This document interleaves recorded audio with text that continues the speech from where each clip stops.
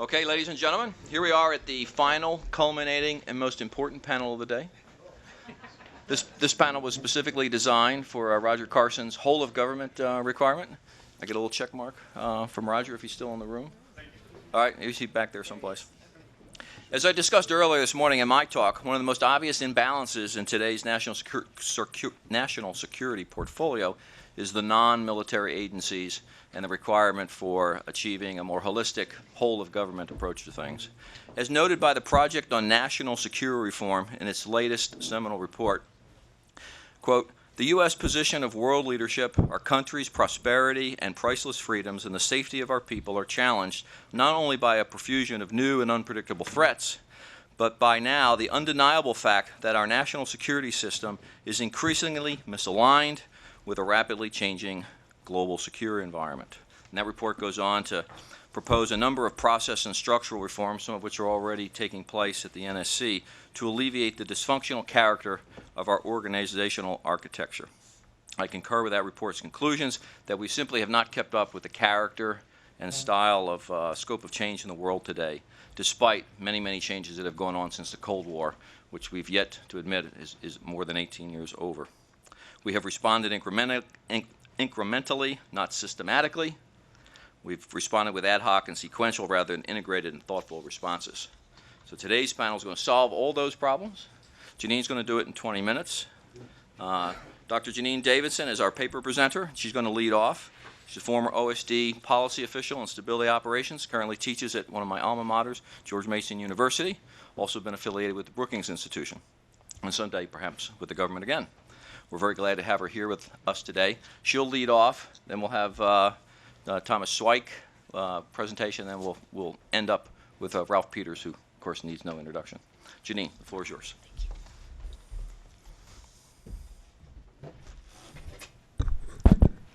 Well, thank you. Thank you, Frank, for that introduction. Thank you to FPRI and also to the Reserve Officers Association for asking me to write a paper and present it to you today. Thank you to all of you for sticking it out. And I thought after General Mattis spoke, everybody would go home. So I'm really glad to see that you're still here to listen to this important topic. And I hope I can shed a little light, maybe make you think a little bit, and maybe have a discussion.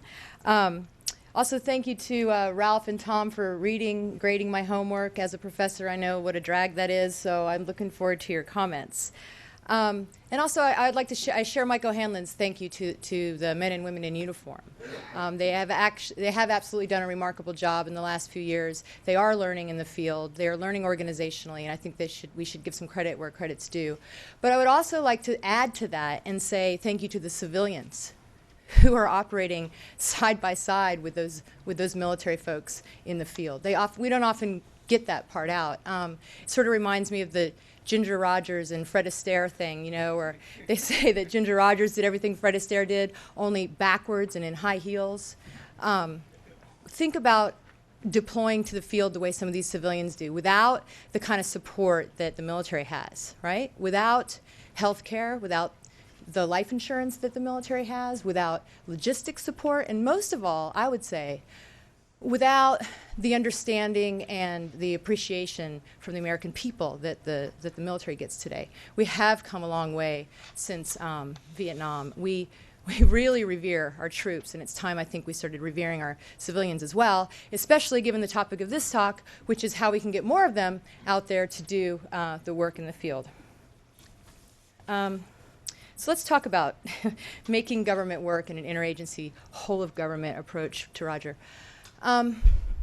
When Frank and Mike asked me to write this paper, I said yes, enthusiastically. I really would like to participate in this project. I think it's a great event you have every year. And then weeks later, because I procrastinated just like my students, when I sat down to write it, I remembered, I really hate this topic.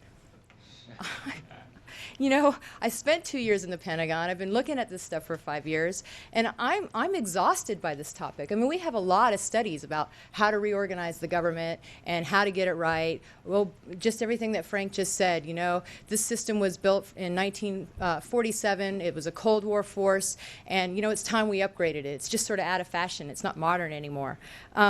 Well, I don't know about that.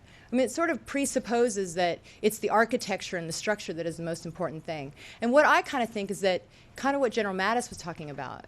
It's about knowledge, too. It's about what do we do once we get there. When I was in the Pentagon, I would get people calling that they wanted to do studies, you know, graduate students, and they wanted internships, and everybody wanted to do a study on the interagency process. And I got to the point where I said, please, not another study on the interagency process. How about a study on how to do this stuff better in the field? Once we get there, we can get all these people there. We can get more people from more agencies. We can spend a lot of money in doing that. But once we get there, if they're operating off of different sheets of music, and they don't understand each other's language, then we're no better off, so it doesn't really matter what our architecture looks like. So with that in mind, I decided to take a slightly different tack. I decided not to add yet another paper talking about how we're going to reorganize the government to get it right.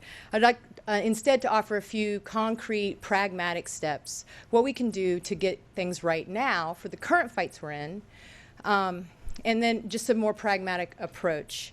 Because if we don't kind of win the fights that we're in today, it won't really matter what our structure looks like. It won't necessarily be worth the cost.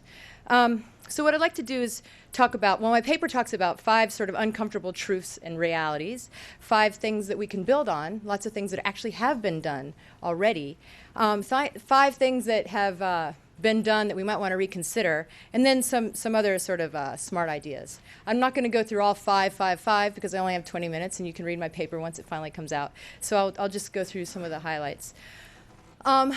Uncomfortable truths. We are still at war.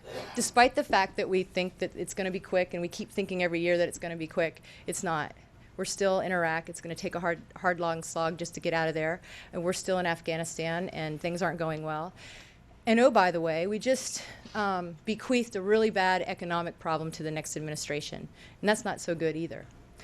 So while we may want to make a massive redesign to the system, we might not be able to afford it right now. So we're at war, and and our economy is in a mess. The third uncomfortable truth is something T.X. Hammes said once, and he said it again to me last night. You know, our system, our American system, we kind of forget, was, as T.X. says, designed by geniuses not to work. We have checks and balances in the system for a reason. A lot of people want a lot more power aggregated up to the National Security Council in a lot of these studies. The White House, everybody's calling for more and more leadership. Well, the Congress is going to have problems with that. So we may want to look at that kind of thing for the long, long term, but for right now, this is a system designed for a reason with checks and balances. So we need to think about that. The fourth uncomfortable truth is reform is really hard. It takes a long time. It's kind of like a computer program, you know? You redo it, and you get more bugs in the system, and you have to work those out. And that takes a long, long time. So we may want to think before we start tinkering with the system, or maybe doing an overhaul, what kind of costs we may incur down the line. And then the fifth kind of uncomfortable truth is something I noticed when I was in the government. And that is like, there's sort of this enthusiasm for overhauling and reforming the system. And sort of a talk of it's going to happen, and it sort of gives people either a reason or an excuse to actually not get some of the other work done that needs to get done. Some of the 5 or 6 easy things maybe easier things that could get done right now without major muscle movements on the organizational chart. So in our quest for a 100% solution, if we don't even get started, we might be worse off. So in sum, we can't afford to wait, but we can't really afford to start over either. So with that in mind, let me talk about some of the parts of the inheritance, some of the things I think that aren't so bad that we might want to build on. Number one, people. There's sort of a community of practice across the civilians and the military and the bureaucracy that have been working on this interagency stuff for a while. They've been doing it in the field. They've been doing it in Washington. They know each other. They know what needs to be done. We need to build on that. We need to start with that. And they're bureaucrats, and they're in the system. We should expand the definition of veteran, like I talked about before. We keep asking for more civilians in the conflict zone. We need to treat them with respect. We need to give them the health care they need, give them the support that they need, or we can't really expect them to be there at all. Interagency lessons learned. We have a really amazing, remarkable, actually, lessons learned system in the military. People like to critique it, but it actually works pretty well, especially at the tactical level. Doesn't work quite as well in counterinsurgency and stability operations, partly because it's an interagency problem. There's a thing called the CCO, the Consortium for Complex Ops, that I was part of when I was in the government, that we helped to stand up. And a lot of people want to use that system to work on interagency lessons learned. That's a good start. Doesn't have any money, needs some money, needs a lot of leadership and a lot of support. It's probably one of the only things that actually exists in the interagency space. As I think Tom pointed out, the interagency is not a noun, but if it were a noun, the CCO might kind of be that thing. That could be an interagency hub for lessons learned. It's really important that we capture what's happening now in order to inform our longer term solutions. Number 3, interagency doctrine and CONOPS. Again, echoing back to some things that General Mattis was saying. We need to really keep doing the heavy thinking that we've been doing. There have been some really good efforts. The new Army Field Manual, FM 307 for stability ops, as well as FM 324 for counterinsurgency. The process for writing those manuals was very integrated. It was very whole of government, especially the new stability operations one that is out. It's really the only way, or else I should say it's one of the best ways to get people to start thinking about these things before they go to the field. A lot of people like to poo-poo doctrine. I'm looking at TX right now. He's probably one of them. But he would also maybe agree with me that sort of like planning, that it's the process sometimes that's almost more important, or at least as important as the product. And so I watched the process of these manuals get written, and it brought in lots of people to think very, very hard on these problem sets, and I think that's really important, something we need to build on. And number 4, civilian expeditionary capacity and the PRT model. 2 things that have kind of, well, one thing that's definitely come out of the new office over the State Department. Definitely not perfect. The military people in the room might be shocked to learn how small the civilian response corps actually is, but it is a start. And instead of starting over, we might want to build on that. The people at State have done some good work trying to get that off the ground. And then the PRT model, this sort of civilians and militaries working together as a team. Again, we need a lessons learned process on that. A lot of good work has been done. A lot of bad lessons as well. We need to capture that for future potential civil-military team efforts in the field. Okay, so those are some of the things that I've been watching kind of develop that I'm hoping that we don't throw out with the bathwater as we sort of move on to bigger and better reorganization and reform efforts. Here are a couple things that I might consider that I would like people to look under the hood a little bit more and think about reconsidering. Number 1, terminology.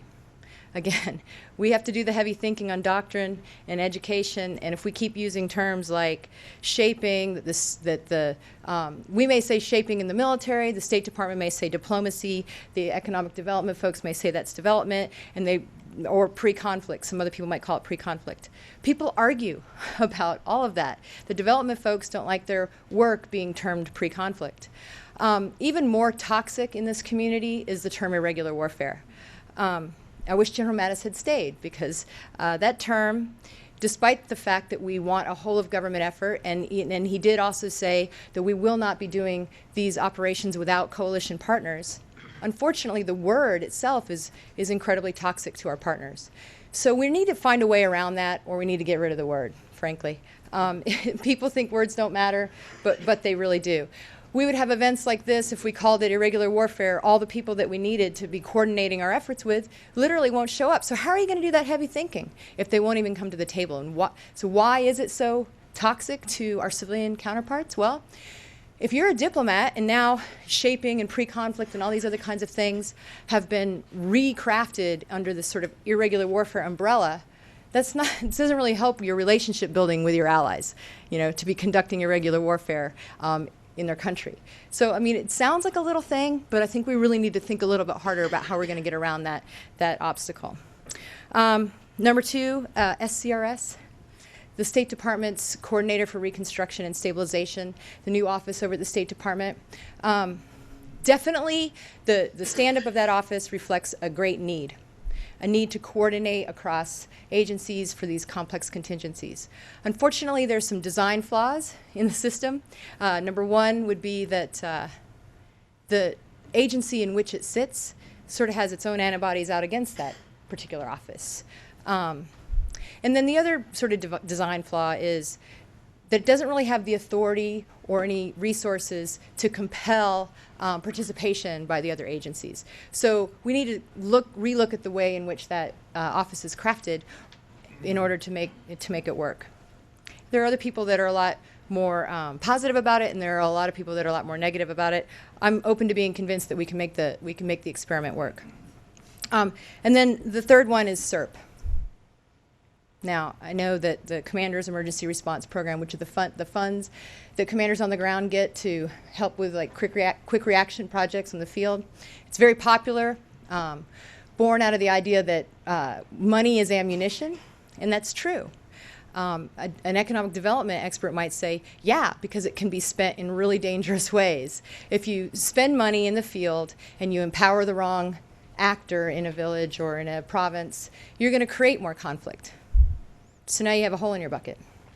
And I'm not saying that soldiers are too stupid to know how to spend their CERT money, but I'm just saying that they're not as well trained. And you wouldn't ask a diplomat to call in airstrikes, so why would you ask an untrained soldier to be targeting aid in ways that could potentially undermine your strategic objectives?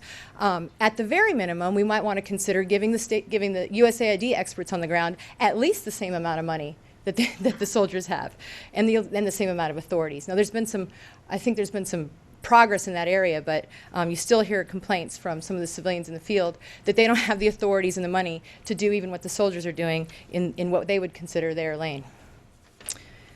A couple ideas to solve some of the same problems we keep seeing. These sort of newer, well, they're not new ideas, but they just haven't been done yet. Number one, strategy. We need whole of government strategic planning from the top. We have the quadrennial defense review. Some people have called for quadrennial national security review. Well, at a very minimum, something that compels the agencies to link their programs and their resources and budget to a national level strategy. Again, so we're all on the same sheet of music. This is something that would have to be aggregated up at the top. And along with that, something that's really hard, a national security budget. And back to TX's moniker about the system being designed to fail, this would require some effort at Congress to integrate their stovepiped committees, and my paper doesn't even get into that because it's such a long term, such a hard hill to climb. But if the executive branch can at least get on the same sheet of music with their budget, that's at least a start. Number two, information sharing in cybersecurity. We have two sort of diverging lines here. On the one hand, everything I've talked about so far, things that designed to get more diverse actors in the field working together. So military, civilian agencies, contractors, NGOs, and allies. And they're increasingly, because of our competing imperative for cybersecurity, having difficulty talking to each other. So in addition to having a terminology mismatch, we can't talk to each other. In the Pentagon now, you can't use a flash drive in your computer. You know, all your messages are encrypted. Sending messages across the river to some of your interagency partners sometimes doesn't work because we have so many protections on the system. Now, I'm not saying we shouldn't be concerned about cybersecurity, but I'm just saying these are divergent trajectories here, and I actually don't know what the answer is, but I think we're going to need a game changer. Otherwise, we're going to stymie ourselves. One of the things that happens is people get so fed up that they start using their own Hotmail and their Google. So now all the things that the cybersecurity folks are doing to protect us is just completely undermined anyway. So we're going to have to figure something out. Maybe you all have some ideas about that one. And then the third one, again, not a new one, but needs a serious look, is what the SCRS is trying to do with what they call the IMS, the Interagency Management System, with respect to planning, contingency planning, and crisis management, was similar to what the Clinton administration was trying to do with PDD 56. We need to relook at that because the IMS system has never been activated, and there are reasons for that, and so that leaves us sort of without necessarily a process. So we're going to have to take a look at that in order to sort of win the fights we're in. So concluding thoughts. We shouldn't confuse our frustration over this problem set with the fact that what we're trying to do around the world, and in Iraq and Afghanistan especially, is just really hard, right? I mean, even if we did integrate all elements of national power, it would still be really hard. So before we flip our entire national security structure upside down and change it around, we might want to consider that fact. One of my favorite generals said to me when I visited him in Iraq, Janine, this is hard, really hard, and things are not what they seem. So I'm going to leave you with that thought and look forward to your questions, and I look forward to Ralph and Tom's comments. Thanks. Thank you very much, Janine. Now from an experienced ambassador and interagency participant. Thomas, the floor is yours. Thank you, and thanks, Janine, for an excellent paper. The last job I had with the Bush administration was coordinator for police training, judicial reform, and counter-narcotics in Afghanistan. When I got the job, I think because nobody else wanted it, the National Security Council said it's got three parts, Tom. What you have to do is, first of all, you have to go to Afghanistan and try to coordinate among their agencies for police reform, judicial reform, and counter-narcotics. Then I want you to fly to Europe and coordinate with the EU on the same issue because they're our friends and allies doing all this, and you need to coordinate their activities. Then you got to go back to Washington and coordinate the interagency in the United States. And believe it or not, I found the last job to be the most difficult one, which is, I think, why I was invited here to comment on Janine's paper. Because when you got to Afghanistan, the way to describe their interagency process would best be uncoordinated lack of action, is what I would say. Their agencies were completely uncoordinated. So, for example, in the police training area, the Ministry of the Interior, or in the counter-narcotics area, the Ministry of the Interior and the Ministry of Counter-Narcotics were supposed to coordinate their activity. Ministry of Interior would train police. The counter-narcotics office would then supposed to be executing the policies. Well, the Ministry of the Interior was run by a bunch of former Mujahideen Tajiks, and the Ministry of Counter-Narcotics was run by a bunch of Hazaras who used to work for the Soviets. So they didn't like each other very much, and they didn't coordinate, and they didn't talk to each other. Then the two of them were supposed to get together and go down to Helmand and Kandahar and tell a bunch of Pashtuns how to get rid of drugs. So there was a complete lack of coordination there, institutionalized pretty much. Some people think on purpose by the drug lords, we're not sure. But there was really no coordination at all that went on down there. And then even within the agencies, there was very little capacity to get any action done. So the Counter-Narcotics Ministry had an $80 million counter-narcotics trust fund. Many countries like Japan and others that don't want to send troops were contributing a lot of money to that. But they had only spent $3 million of it after 2 years. So we couldn't get coordination among the agencies, and we also couldn't get them to do anything or take any action. So what I found there and reported back is there's a lack of coordination and there's a lack of action. When I got up to Europe, I found a lot of coordination, but no action.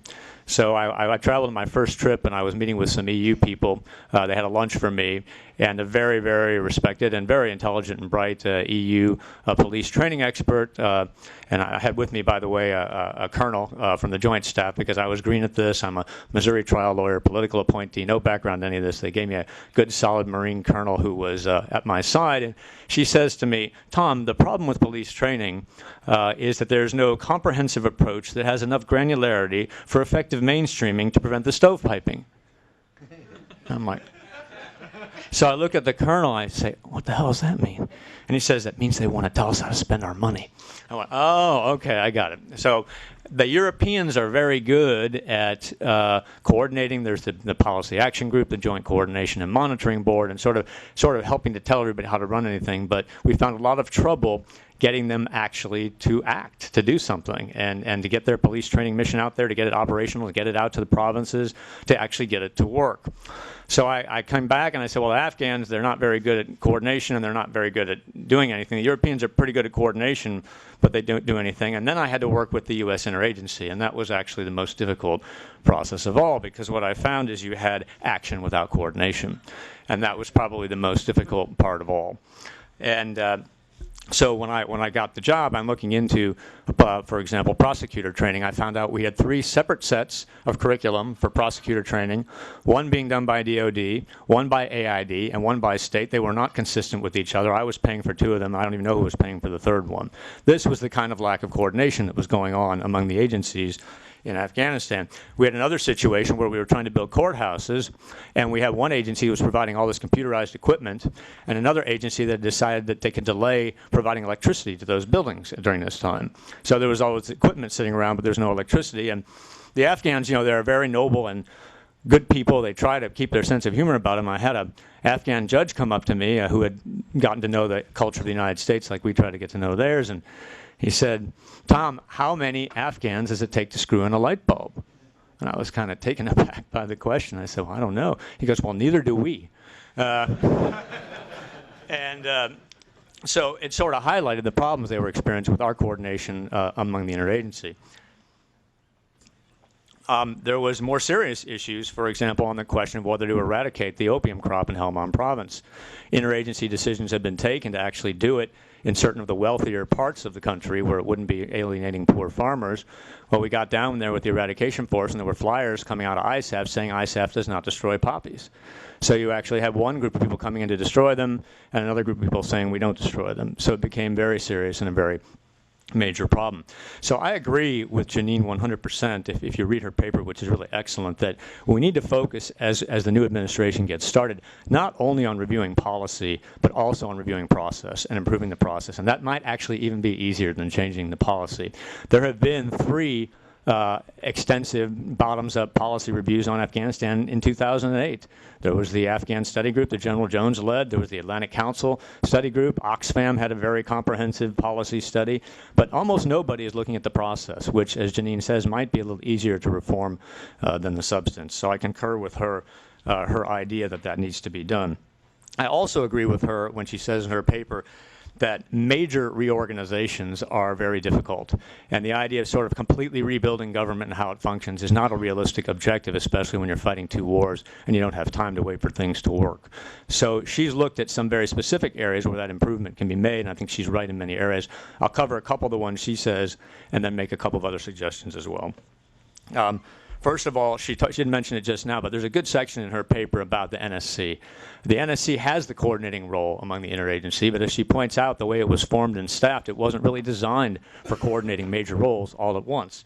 It does need some improvement in how it does it. It's got a very smart group of people, but it's under-resourced. It doesn't have expertise in a lot of areas. It has its principals and its deputies meetings. The action items get written up, but there's no way to monitor whether they're really being executed unless you know somebody. It's all sort of by back channels. And there's also no way to enforce what they do if one agency really isn't doing what's been said.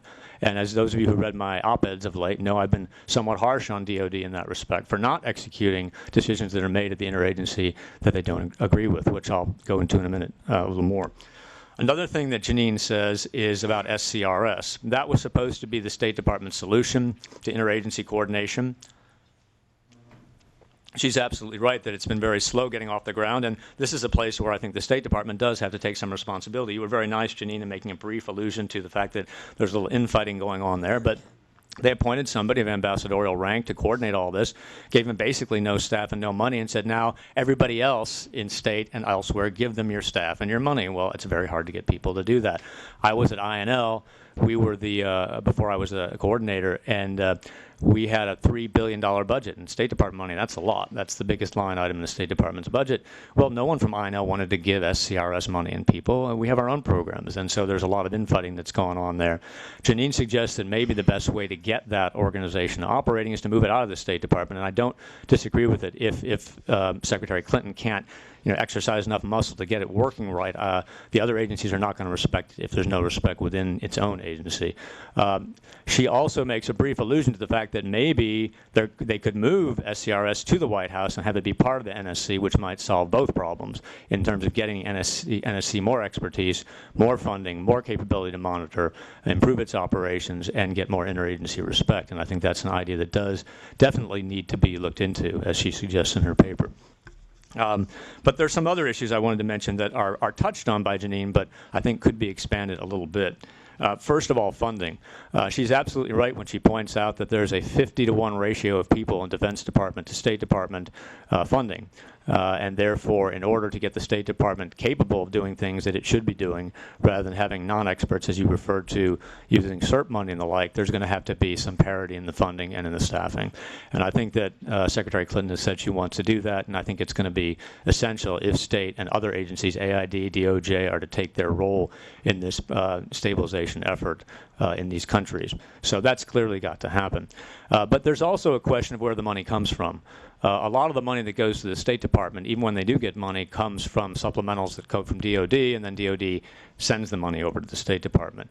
I was also equally naive when that first happened for the police training efforts in Iraq and Afghanistan. When the money was appropriated, the supplemental was passed, and one of the office directors in the State Department calls me up and says, okay, we got to start working with DOD on how to get the money over. How would you like to do it? And I said, well, send them our bank account number. You know, I mean, what else is there to do? Give us the money. It's part of the deal. No, that's not the way it worked. The Department of Defense came in with a very long MOU saying, here's how the money is going to be spent, here's what's going to be done with it, here's how it's going to be organized, here's how it's going to be run. This was civilian police training, an area that we did have expertise in, an area that the military had less expertise in. And we found immediately, if you're going to get DOD money, it's not going to be a blank check written to you. We're going to tell you how to spend it, and we're going to run the process. So I think in addition to more funds and more people that the State Department needs, there also has to be better recognition of how the funding ought to flow so that the experts can actually do the job. Another area of interest that's important to me, and those of you who read my op-eds recently, which I think one of the reasons I was invited here as the person who's been rather critical of some of DOD's efforts, keep in mind that everybody at the State Department has tremendous respect for the Department of Defense. I mean, when General McNeil used to come over and brief us on what was going on there, I mean, I could have sold tickets to that thing. Everybody wanted to attend. Everybody wanted to meet him. Everybody wanted to talk to him. Everybody wanted their picture taken with him when the meeting was over. I mean, there really is just tremendous respect for what the military is doing in these countries. But there was also a perception that there wasn't the same level of respect going to the other agencies in terms of their areas of expertise. So, for example, I think DOD has, and I said this in a web chat I did after my Washington Post piece came out last month, where a couple of military people said, well, the reason why we're running everything is because you don't have any capability of running it. We're the leaders. You need leaders, and we're the leaders. And, you know, I said I don't disagree with that. I think that there is no organization on earth that has better and more competent leaders than the Department of Defense. But when you're in the wars that we're in now in Iraq and Afghanistan, where it's not a traditional battlefield, we've talked a lot about that today, you also need some followers, not just leaders.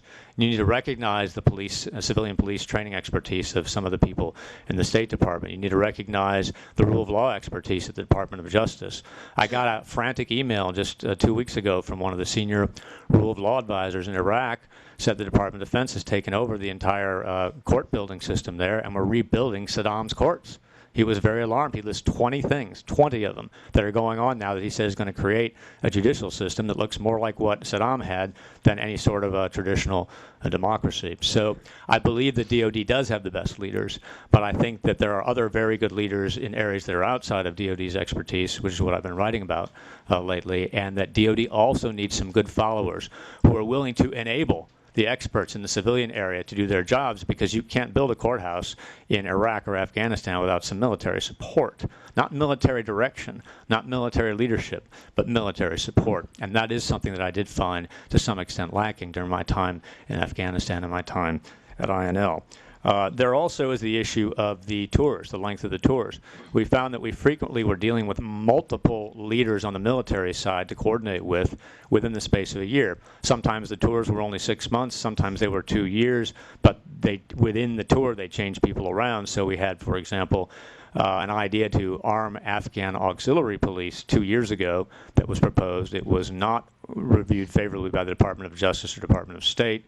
We were fearful that the arms could fall in the wrong hands. We'd be arming thugs. We didn't know if these people were Taliban. They weren't subject to Leahy vetting. There were a lot of problems with it. It was tried. It did not work as we had predicted, and now I read in the paper since I've left, there's a new plan to do basically the same thing by a whole new group of people in the Department of Defense, and I'm concerned about it and want to know if there's a process where new military people who come in are gotten up to speed on what's been tried and what has and hasn't worked in the past. And then the last thing I wanted to mention, and it's a little bit long, but I'll finish quickly. I tend to speak quickly, if you haven't noticed. That's just my style. I was doing a TV interview with a German TV station about 2 weeks ago, and I was talking like this, and he says, "Mr. Schweich, you have to learn to relax and be yourself." I said, "Well, which one do you want? Because you're not going to get both." But anyway, I also found, and the most corrosive part of the interagency process was, and I know I might be in a hostile audience here, but I do think it's something that needs to come out, and it is something I've written about, was not what Janine said. She pointed out, for example, the inability to develop, was her word, an effective counter-narcotics strategy in Afghanistan. I would change only one word in her paper because I thought it was very good. It wasn't a problem with developing the strategy. It was developed. It's on the website. It was approved by the deputies and the principals. It was execution. That was the problem. The Department of Defense did not like certain parts of the counter-narcotics strategy in Afghanistan. They made their views very clear in the principals and deputies meetings, and ultimately the consensus was reached that went against the views of the Department of Defense. I walked out of the meeting, and a Deputy Assistant Secretary of Defense said to me, and I'm just going to be blunt with you, "You think you've won this battle. I don't have to do anything. Just because you got you won in the interagency doesn't mean I have to execute anything that you want." That's what he said to me. And we found there was absolute and complete resistance to doing anything that was in that strategy from DOD. And not only that, but there was a process, and by the way, State does this too, of leaking aspects of the strategy to the media, particularly classified aspects, in order to rile up our allies and get them against the strategy. I've written about this in the New York Times. You might have read about it last summer. The idea of such a lack of discipline that when there's an interagency agreed upon strategy, and then people, and State has done this too. I found it in the context of DOD, but it's all the agencies do it. One ambassador told me they must have gone right from the meeting to the New York Times because the results of that meeting and the objections of this particular agency to that meeting were on their website within 20 minutes of the principals' meeting being over. It was astounding the speed at which somebody who does not like the results of an interagency process gets that into the public domain, even if it involves classified information. And I think that's very, very problematic. The first government job I ever had was in the Clinton administration. I was chief of staff of the Danforth Waco investigation.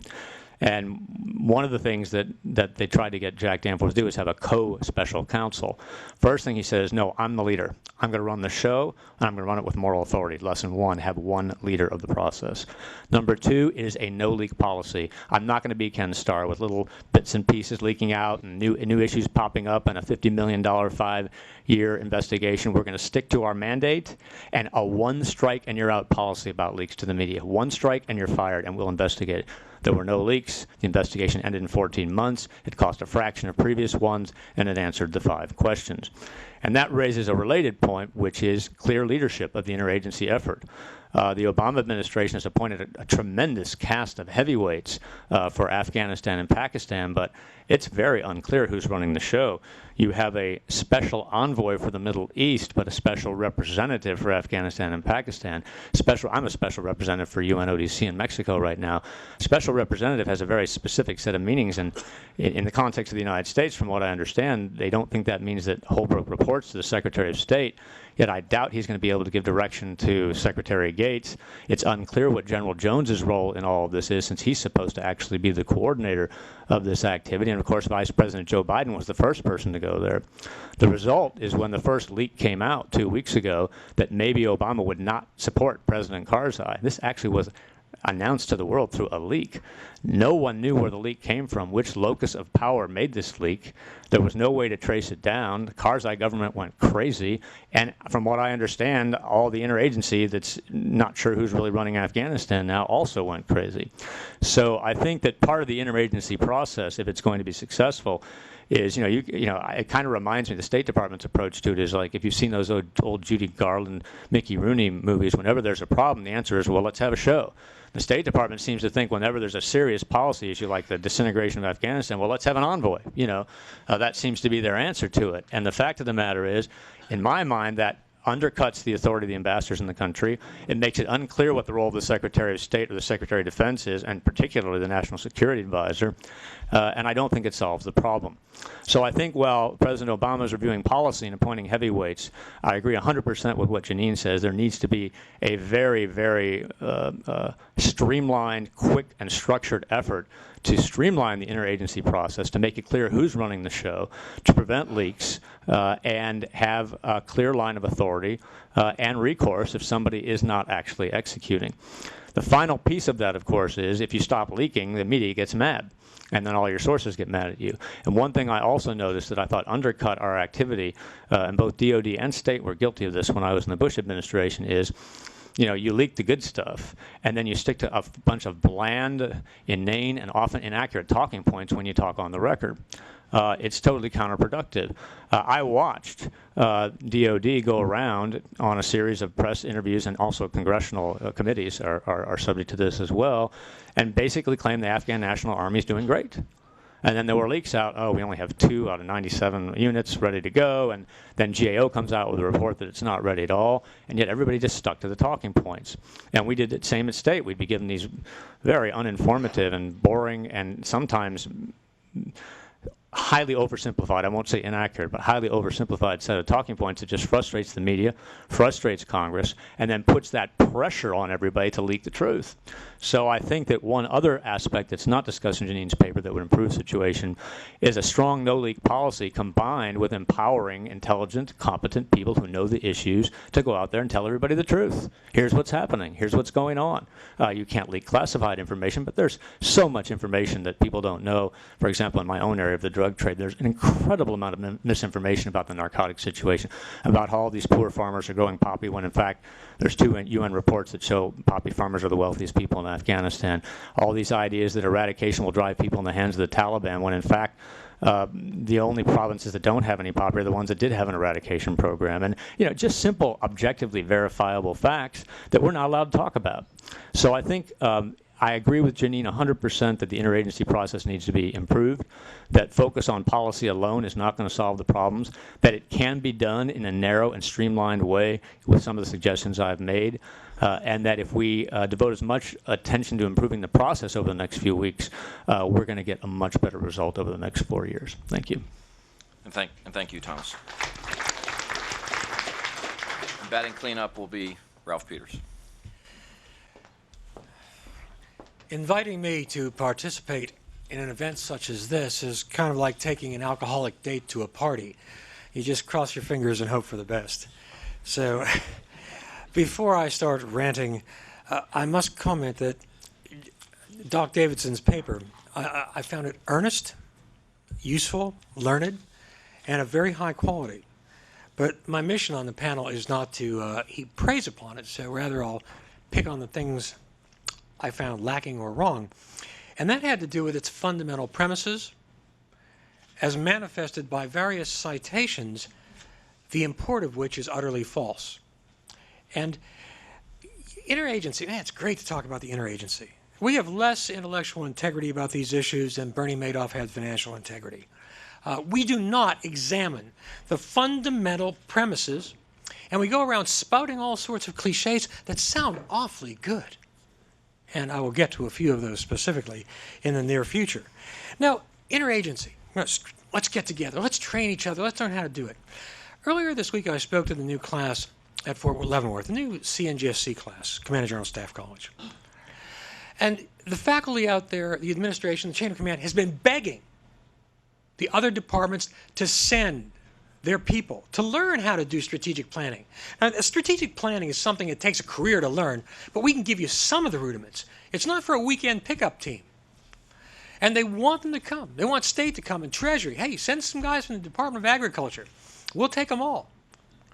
You know how many out of the 400 students were from other agencies? 1 from NGIA. And you say, oh, we're too busy. Look, the military, even in wartime, pulls people out. A friend of mine was just pulled from Afghanistan, where he has a very responsible role, for 2 months of training back here.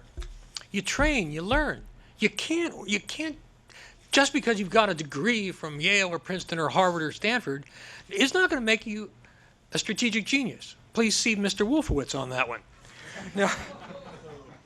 Now, Woody Allen famously said that 90% of life is just showing up. Well, so is the interagency. And this sounds great. Look, the Army, the Marines, we don't want to do this stuff. We don't want to be in charge. But when there's a lieutenant out there with his platoon and nobody else shows, that lieutenant is now America's representative. And one thing I really did take exception to, Doc, is the notion of taking SERP money away from combat commanders, the commander's slush fund. As Fred Kagan and others pointed out, we have a loyal military that's never mutinied en masse. Take away the SERP funds, it might happen. A commander in a difficult situation, in a difficult community, cannot wait for some wanker from a future green zone to pop out and peel off some 20s. You got to do it right now. The ammunition, money is ammunition, and it's got to be in one pouch with the 5.56 in another pouch. So let's get real. Now, I want to get even more basic about the way we kid ourselves. Because I feel that many of the soldiers and Marines who've come back from Afghanistan and Iraq and been buried at Quantico or Arlington or cemeteries across the country, we could have put epitaphs on their tombstones that would have said, died of political correctness, died for a cliche. I'll give you a few. Now, we don't question these things. Yeah, we're busy, got it. One of the quotes is from David Galula. And you've all heard it, to the effect that counterinsurgency is only 20% military. It's 80% other stuff. There is no empirical data, none, from 3,000 years of history to support that. Now that is a quantitative metric, 20% military, 80% other stuff. I defy anyone in this room to show me a single study that lays out the numbers and proves that. It is absolutely not true. 3,000 years of fighting insurgents and terrorists, overwhelmingly, the solution was close to 100% military. Which leads me to another of the cliches. This is David Petraeus. I love the guy. He's in his pontificating mode. We cannot kill our way out of an insurgency. Well, you can't kill your way out of every insurgency. They're all different. They're very different. Now, if we had italicized the we, and we cannot kill our way out of an insurgency because we are unwilling to do what it takes, that would have more validity.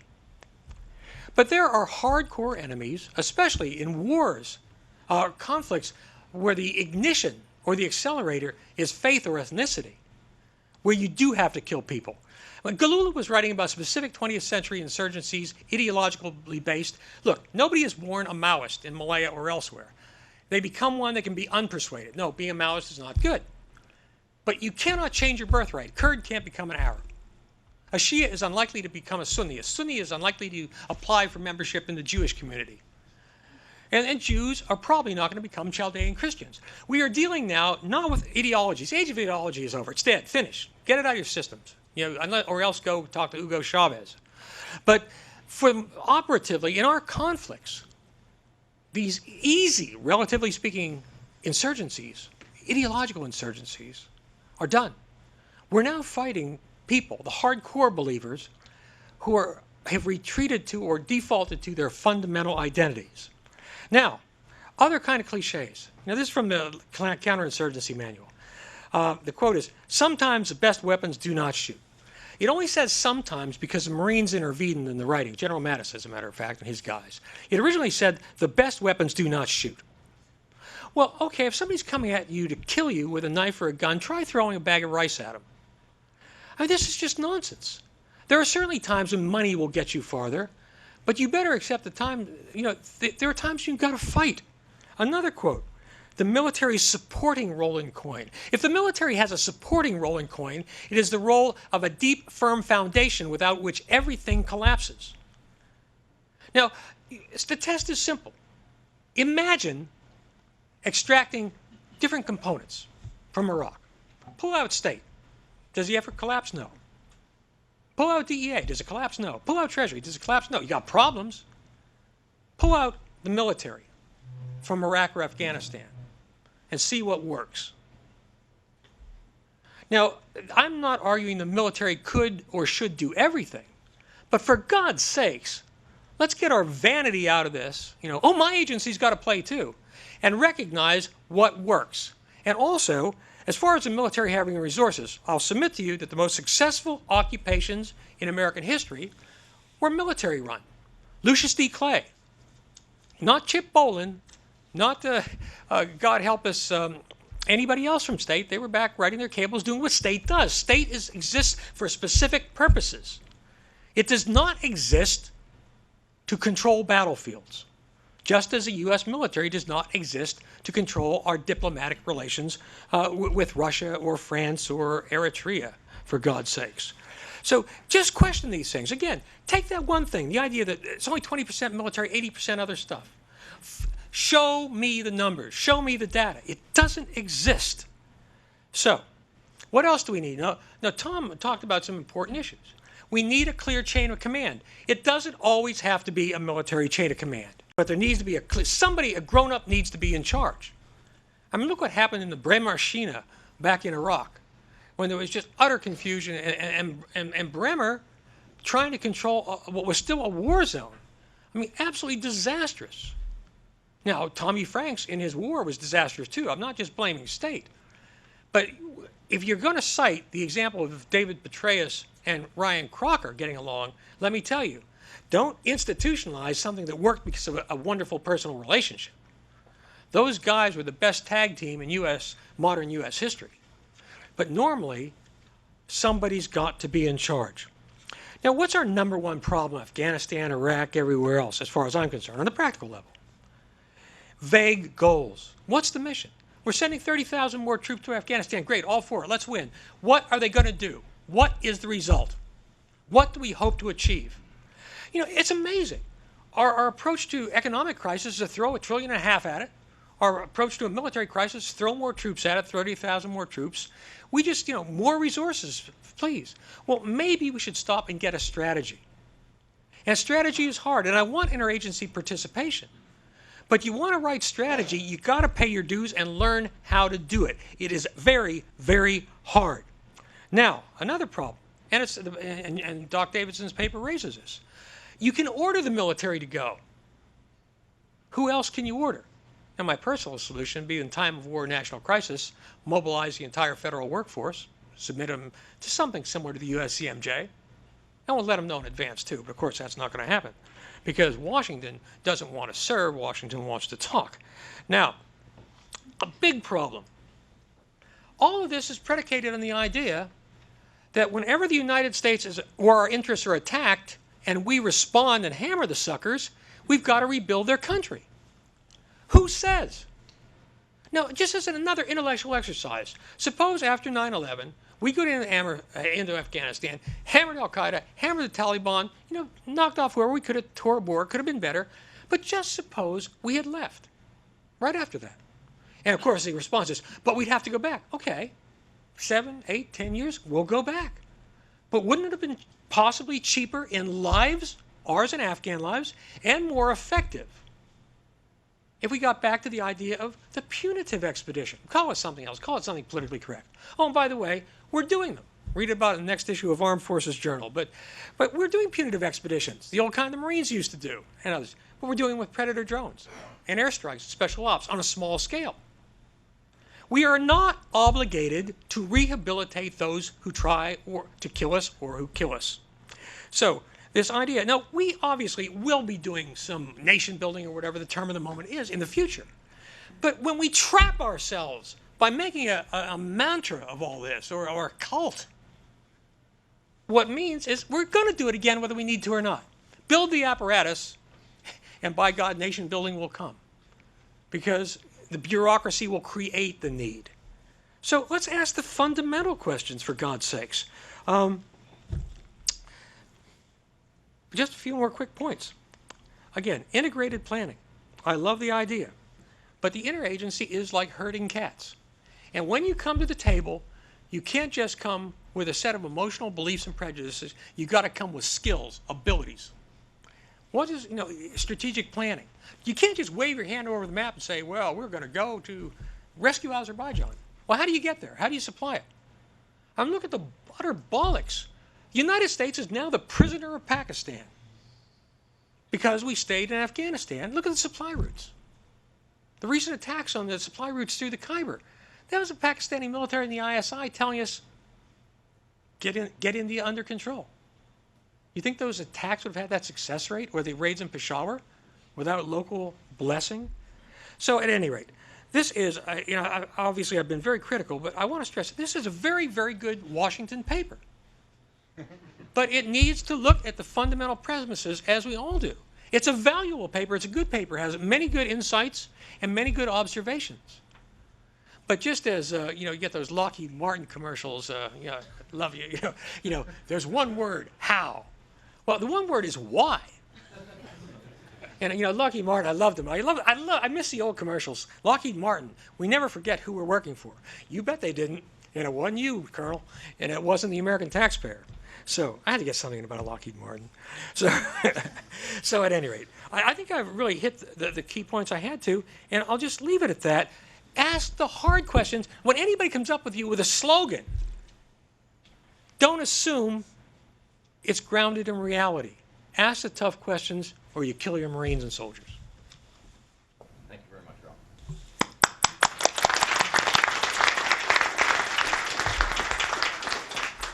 Yeah, I'm just going to give Janine an opportunity here to give immediate response, but my own personal immediate response was I had a panacea slide this morning, Ralph, and I need to add interagency reform to the panacea list. Whole of government ranks right up there with acquisition reform, I think, is a perennial. Janine, you'd like to have an immediate response? First of all, thank you, Tom. You're my hero. Frank, who invited this guy? It's you. Ralph's an old friend. I wanted to plug his book. So. I want to give you all an opportunity to ask some questions, but I just can't let a couple of these things go. First of all, thank you for reading my paper. I wish you'd read it a little more closely. First of all, this point about the lack of civilians at the military colleges, yeah, they don't have enough civilians. That's one of the reasons they're not there. The other reason I think Tom could probably elaborate on is they don't necessarily need to learn it the military way.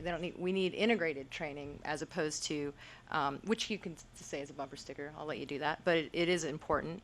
And the second point is, why do you want them there anyway if you don't really think they're needed, if it's all about the military?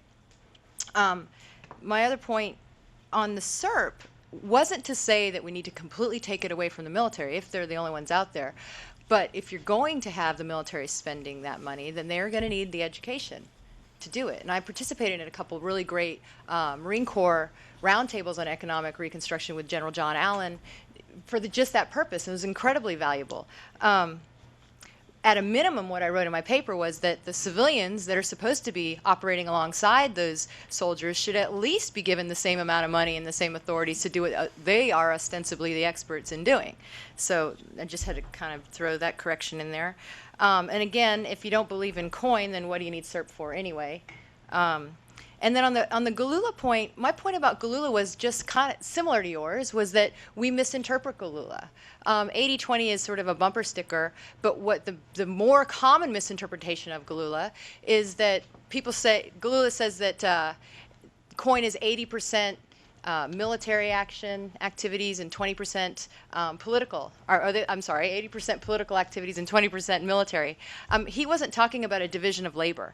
And that tends to be what a lot of people start to think about. Well, if it's 80% political, then we need 80% of the people on the ground need to be civilians. And that isn't what he meant. And that was the point I was trying to make. So I agree with you that people sort of take that as a bumper sticker, but I took it in a very different way.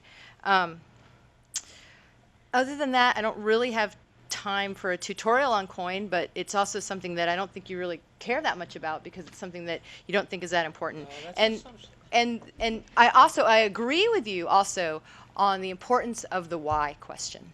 That would have been another interesting paper to write. Why we're doing this is a grand strategy question. I don't usually try not to confuse grand strategy with doctrine or grand strategy with organizations. I mean, we had a nuclear arsenal, but that doesn't mean we're blowing everybody to smithereens. So, you can't mix those kinds of things together. So, I'll leave it at that and let the audience ask some questions as well. Thank you, Janine. Do we have any questions? I don't see anybody lining up at the microphone, but if people want to run up, and we'll have the same decorum rules with the possible exception of General Dunlap. The audience has been very good at phrasing things in terms of questions, and I hope we maintain that decorum for the rest of this period. President Sickerman. I don't want to prove an exception to your rule. I'm interested in the enforcement question on this process. It was my privilege over 3 administrations to observe this interagency and sometimes to participate in it. And most of the meetings were taken up with, it actually got to be very entertaining because I watched as noses grew and fingers pointed. And the only administration where this process actually seemed to work was in the George H.W. Bush administration, because at the top of it sat General Scowcroft, and he was an enforcer. So at a critical moment at the end of the Cold War, when there was a severe disagreement between state and the NSC on how to proceed with what became known as the 2+4 negotiation, the president made a decision. General Scowcroft enforced it. There were no leaks. And the man who had been the biggest opponent of the diplomatic process was put in charge by General Scowcroft to advocate it throughout the government.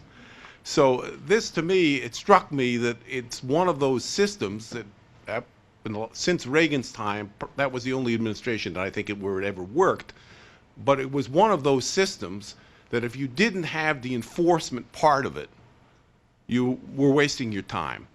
And once the participants in the system figure that out, then it's just a waste of time. And so I'd like to hear some ideas about how exactly you enforce that, other than telling the president that this is what needs to be done, and maybe that's what happened with General Jones's little interview where he announced that he was in charge. Although I would have used a different phrase if I were he, but nonetheless. So please. Thank you. Yeah, I'll start. And thank you for. Oh, I'm sorry. Go ahead. I'm on it. Leadership. It's a rarity. We all know that, right? I think that really good leaders can overcome really bad systems, but really bad systems can't necessarily overcome really, poor leaders. I think you've hit something that's really critical, which is one of the issues with the National Security Council model. It's not sort of an institutionally mandated how it's supposed to look, how it's supposed to function, and any president can do it however he or she wants. And so that will always be a problem. And I think the least comforting thing I can say to you is what TX said from the start, which is the system is designed by geniuses not to work. Leaders can make it work, but that's the problem set, I think. Well, I think maybe you're making the case that the system itself exempts a leader because he thinks it's actually doing what he'd rather not do. Well, yeah, it can. I mean, you can hide behind that, but I mean, I think that a lot of what you're seeing in the literature about this interagency process thing is a cry for leadership. A lot of it is, especially with SCRS. I mean, they cannot compel all these other agencies to do what it says in NSPD 44 that they're supposed to get them to do, because they can't get them to come to the table because they don't have any clout. And so there is a cry for leadership for that, and for exactly how you determine it. Yeah, I think she's right. The leadership element has a couple of components to it. One is the force of personality that she's implying and that you are, to really be able to push things through. And the other is the perception that this person is an honest broker among the agencies. Right now, if you look at, well, we'll take our Afghan policy, 3 of the biggest players are the Director of National Intelligence, the National Security Advisor, and the Ambassador to Afghanistan. They have 11 stars between them. There are a lot of people outside of DOD that are very worried about whether they might be great leaders, but are they going to be an honest broker? Are they going to listen to what non-military people are saying, that maybe this isn't the best approach in counter-narcotics, police training, judicial reform, and development assistance, all of those things? So yes, you need strong leaders, but they have got to have credibility. They have to show that they're balanced in the way they receive information and the way they issue orders and then enforce them. I'm going to try to frame this in a question in the end state. One thing on the CERT, and I don't know, man, if you know Jim Durleff, USAID. It's not interagency It's interaction. He doesn't need my CERT money. I don't need his CERT money. We need to talk before we spend it. Because I will certainly look at him and say, absolutely, Jim, you know what you're doing here. You have much more experience in this geographical area than I do, but I own the money. Tell me how to spend it. That's the interaction piece. And we spend a lot of time talking about cooperation. It's respect, mutual respect, interaction.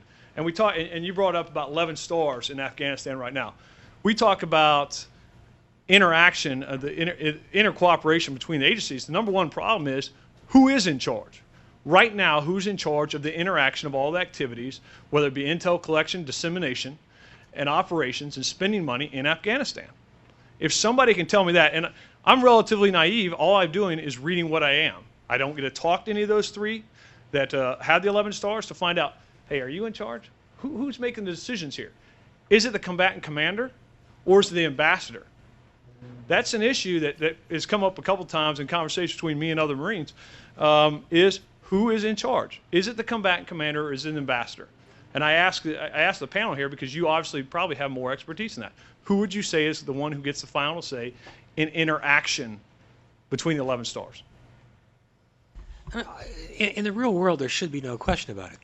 As long as it's a combat zone, the military should be in charge. As soon as it's not a combat zone, then a civilian, whether a plenipotentiary or somebody from state, should be in charge.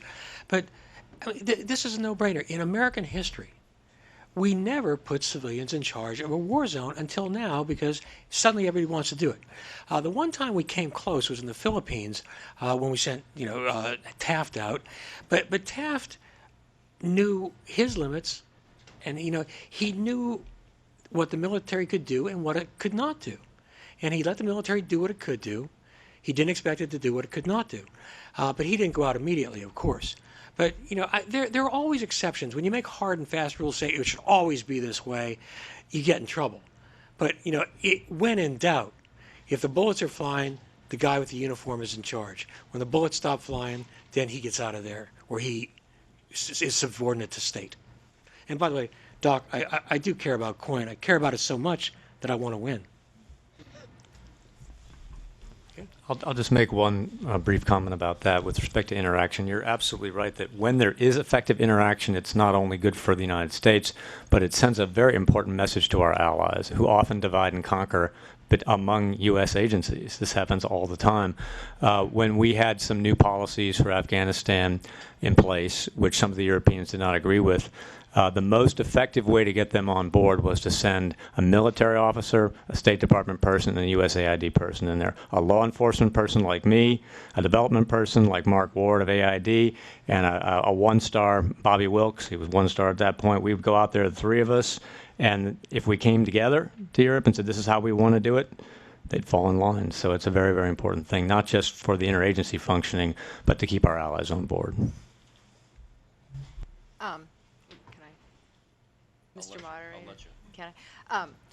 On your CERT point, thank you for that example, because that would be probably the ideal example of what we would consider to be military support to and coordination of. And I think that increasingly people are operating that way, probably we've learned. But there still is the fact that the money goes to the soldier. And so that creates animosity on the other side. So that's something you have to work around in the field. Good leadership, again, and overcomes bad structures. It's another example of how you did that too. So I commend you. That's probably the best way to do it for now. And to your point about, the military should be in charge when it's combat and not when it's not combat. The problem is it's like a mushy gray area right now. We're in this type of conflict where we want more and more civilians to get in there and help us out. Or wait a minute, are we in the supporting role? So which is it? And I don't think we've figured that out yet. The question is, do we care? Again, I don't. It's an issue. Sometimes it becomes an issue of credit. Here doesn't work. I don't care about who gets the credit. I don't think the people I've worked with in the interagency care about the credit, the interaction. So again, I go to the fact of who would you state right now in Afghanistan is in charge? Is it the ambassador or the combatant commander? Who is supporting, who's getting that final decision in how we conduct our operational warfare in Afghanistan and the key in, the warfare. But I'm not 100% convinced that the two of you would agree that maybe the ambassador shouldn't be in charge versus the combatant commander in charge. And that's an issue. If we as a panel here, very smart people up there, can't make the decision, I would venture to say it's open for debate. It is being debated. For example, obviously, if there's a military operation against the Taliban, there's no question the commander is in control of that. But there are more gray areas, like Janine suggested. Who decides whether to send a police force in to eradicate a poppy field? Now, there's an arrangement between state and DOD that is impossible to understand in those areas about who's supposed to have the final word. It's classified, but what I just said has been released already, so I can say, believe me, no one knows. But that's where the kind of clarity needs to be. Not everything is a combat operation. Who decides whether to give an extra $40 million worth of development assistance to Balk province where there isn't a serious insurgency going on? That would seem to be more in the ambassador's area. But again, these relationships are not clearly defined. There's MOUs, there's cables, there's secret directives. They run crosswise with each other, and there hasn't been a resolution, and that's what I'm saying needs to happen. Appreciate your time. Sir, for your question. Yes, my name is William. I wanted to get the panelists to comment a little bit more on the structure of the information technology that some poor leaders maybe get to hide behind, if you will, and how fast you see that changing to offset potential poor leadership. In particular, I'm talking about data access, either within the DoD to the point that we will never reach, and that is the lack of the need to ever do a data call, because your position as designed by the organization grants you access to information that you know is being created within the entire DoD. So you simply just go to it. To the point where information generated at the point of creation of other agencies is available across agencies. And so when you go and you start off with a conversation, it's like your due diligence is already there per se, and no one can really hide much of anything, at least in the context of trying to negotiate. And you just start the whole interaction at a different level. You eliminate the notion of discovery, because you talk about the pace in which we're going to go to that point we'll never reach. I'll take a crack at it.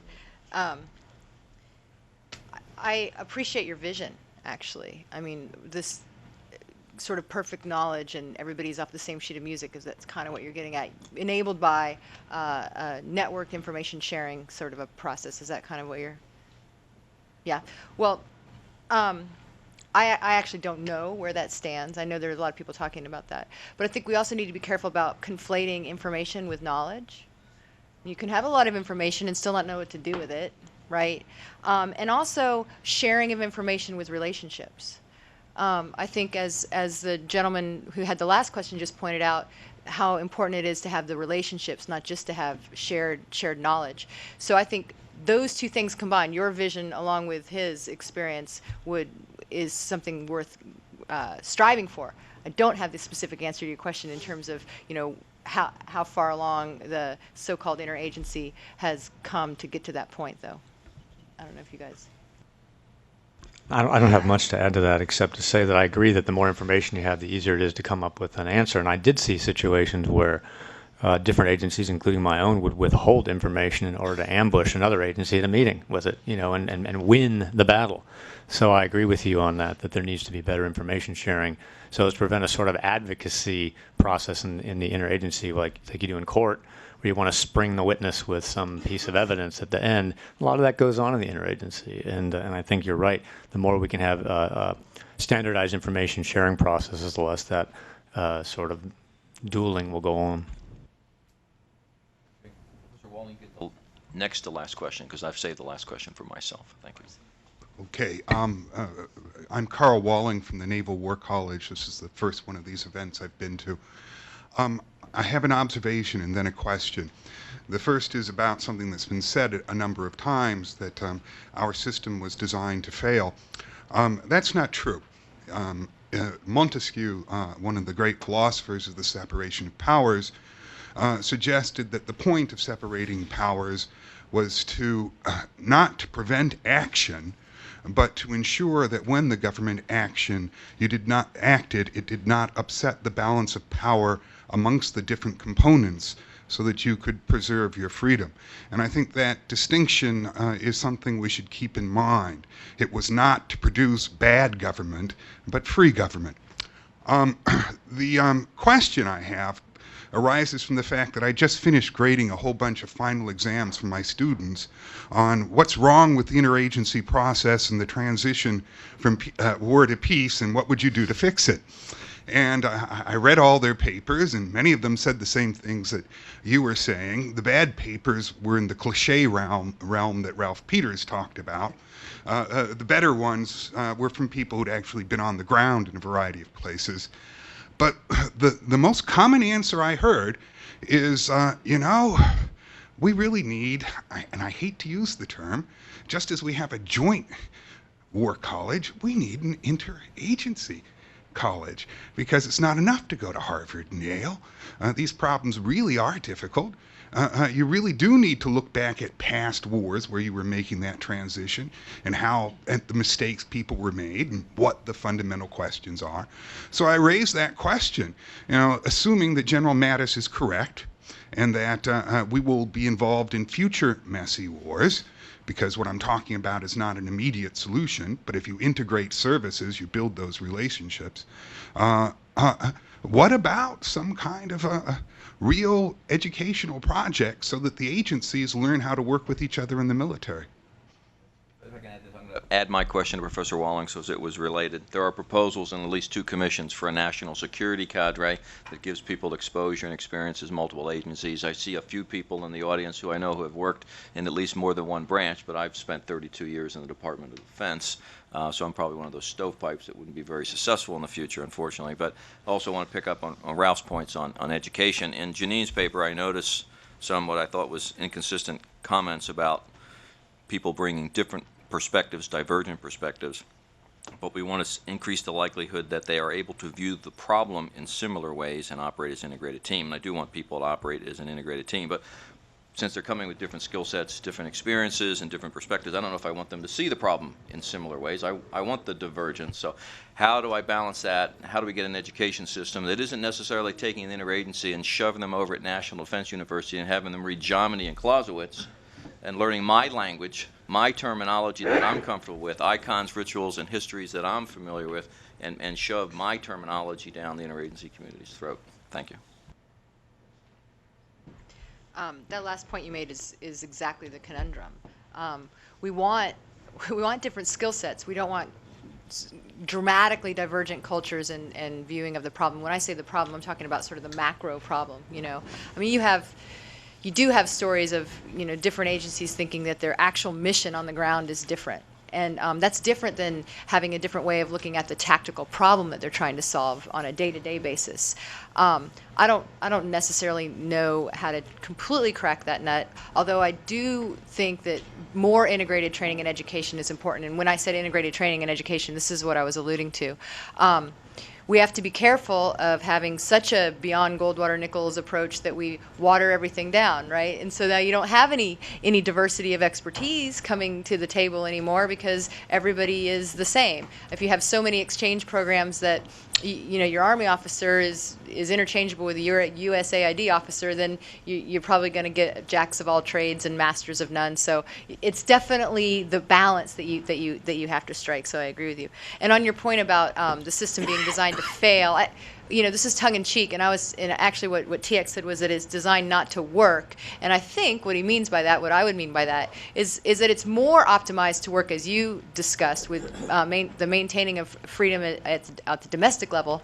And in so doing, however, I think we sacrifice what we might consider efficiency in coordination at the sort of national security level. And I think that's what this community, the national security community, gets frustrated about, is that it just, it doesn't work like clockwork because it's not designed to necessarily do that. And so, but I appreciate that perspective. Thank you. Sorry, we're going to give you the last question, I think. Frank, Thank you. Sorry. Yeah, the idea that by going to each other's schools we'll somehow become infected and all become, Stepford officers or FSOs is crazy. The point of going to the military college is to learn techniques. The techniques of strategic planning, which are very, very complex. It's very hard. It's easy to say, well, we're going to go to country X. But how do you get there? Once you're there, how do you sustain? And when you don't do serious strategic planning, as the Rumsfeld crowd prevented the Army from doing it and Marines from doing the full cycle planning, you get into big trouble. I mean, in this forum, I cannot begin to capture how ineffably complex strategic planning can be. So you don't have to send a State Department person to Leavenworth or Carlisle to imbibe, to drink the Army Kool-Aid. Learn what we're doing. The Army and Marines and Navy and the Air Force, we do know how to do strategic planning. We have the techniques. Take the techniques and then use them for your own ends. But you don't have to reinvent the wheel on this. Now, as Andrew Krepinevich, brilliant guy, great guy, pointed out in a recent paper, we also don't even know what strategy is anymore in Washington. We confuse goals, strategic goals, with means. It's not a strategy. The surge isn't a strategy. Sending 30,000 more troops to Afghanistan is not a strategy. It's a means.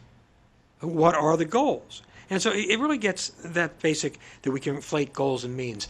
And I just argue that times like this, instead of, let me use a military term, instead of tripping over mouse shit, we should be working hard as we can and applying our intellectual firepower to understanding where we are in the world, to all of us from every agency and department, to questioning the things we've always accepted as verities. Is that really true? That should be our mantra if we're going to have a mantra. Is that really true? Thank you. Great, thank you. My name is Mike Thomas, and I just started 3 months ago working at an office called the National Security Professional Development Integration Office. And it was set up by George W. Bush with an executive order, 13434. And for any of you who are interested in looking into this, you go to nspd.gov. And this office, which was started last year, issued a implementation plan and a national strategy that was approved by the National Security Council and the Homeland Security Council. It's in its first year of being stood up.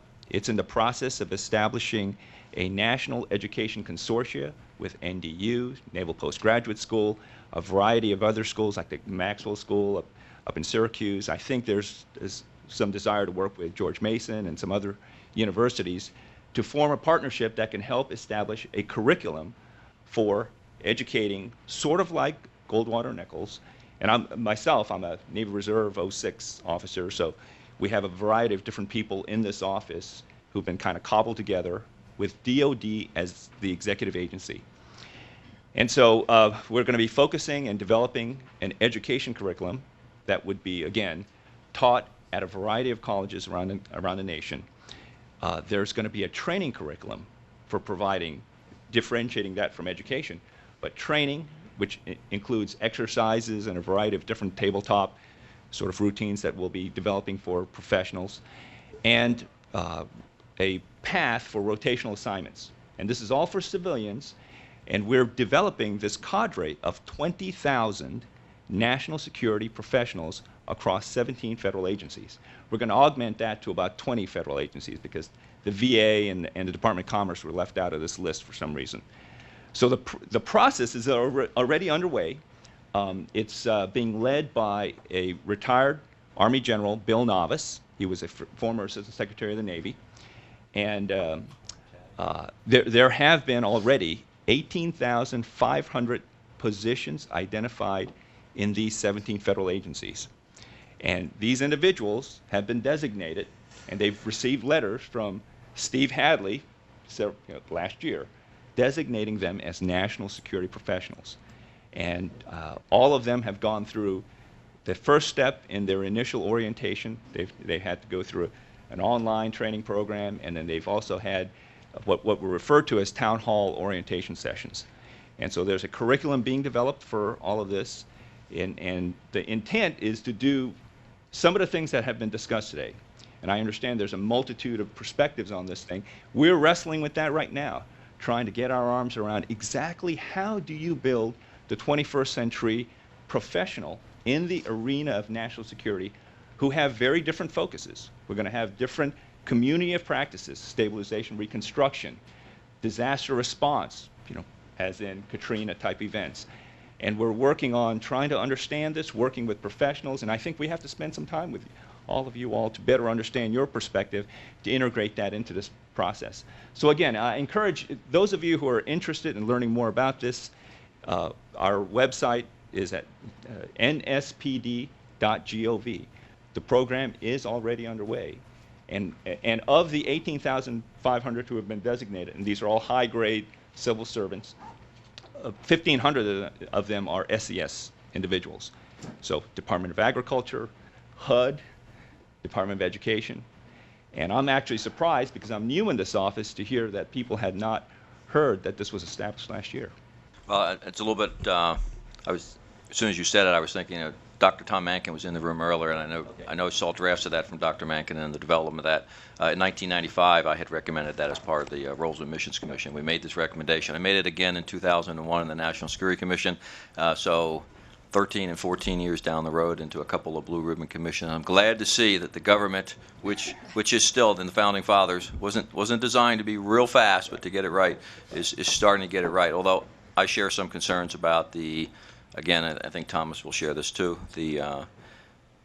I understand why we want DoD to be the executive agency, but there's cultural aspects that come with Absolutely. And we don't know ultimately if DoD will continue to be the executive agency on this, but the reporting structure is, for our office, is to the National Security Council.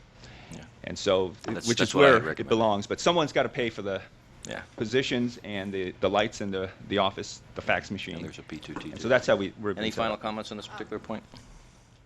It's in my paper as one of the 5 things under personnel that should be built upon.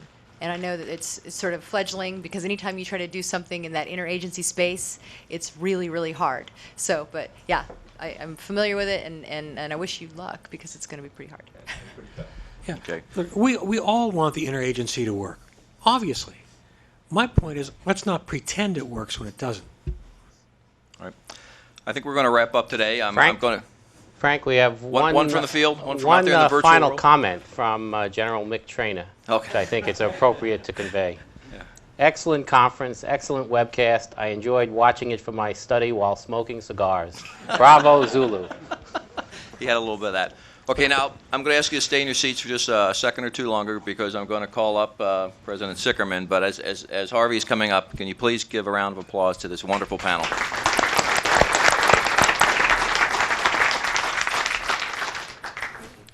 Thank you very much. It's my invidious duty now to draw some conclusions from the day's experiences, and my apologies to those who feel that they are shortchanged. I had a fleeting impulse to say that what General Trainer had just said ought to be the last word, and I'll ask you to remember that as I go through my own words. Of the 4 panels, in the first one, Roles and Missions, How Will We Fight? The thesis was put forward that we need a balance of capabilities that is somehow going to be derived from less money, and to which we have to apply certain hedges. But there was a big argument over the relationship between what we had to do to fight the current conflicts and the changes that we had to make, the requirements that we had to make for the future. And so the transformation notion is now breaking down into 2 segments, the current battle and problems of the future. In the second panel, what cost, it was pointed out that while the defense budget is a smaller percentage of GDP than it used to be, it is in gross terms higher, and that it has to be placed in the context of the general federal budget crunch, in that which might be described best as entitlements versus the rest. The United States spends what is equal to 22 of the next highest level of expenditure by other countries, but we do not pass the solvency test, which is the relationship between resources and what we have to do. And there was a discussion of various reasons why, including the ever more difficult procurement process. The general conclusion was that we were in a crucial phase of recapitalization that would be necessary after the recent strains and stresses. At the lunch, General Mathis gave us some idea of what he expects the operational environment to be in the future: coalition warfare, hybrid wars, that we had to make irregular warfare, that awful expression as we've since learned, irregular warfare as a core competency, but we had to avoid at all costs a situation where we were dominant but irrelevant to the crisis that might confront us.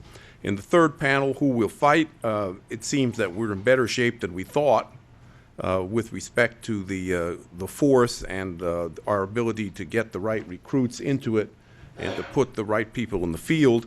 Nonetheless, an important social and ethical issue was raised, those so much being done by so few for so long, and what relationship that might have to American society going forward with this kind of a volunteer force.